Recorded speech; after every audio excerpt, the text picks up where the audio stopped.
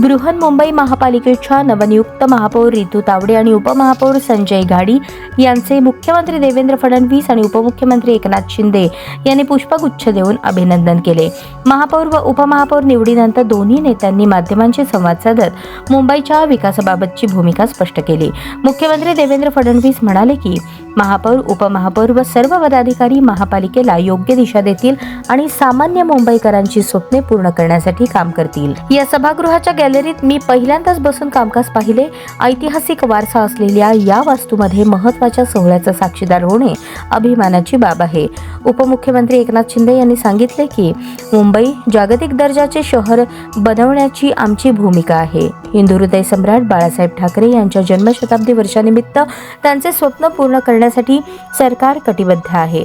झोपडपट्टीमुक्त, खड्डेमुक्त रस्ते आणि प्रदूषणमुक्त मुंबई घडवण्यासाठी प्रयत्न केले जातील।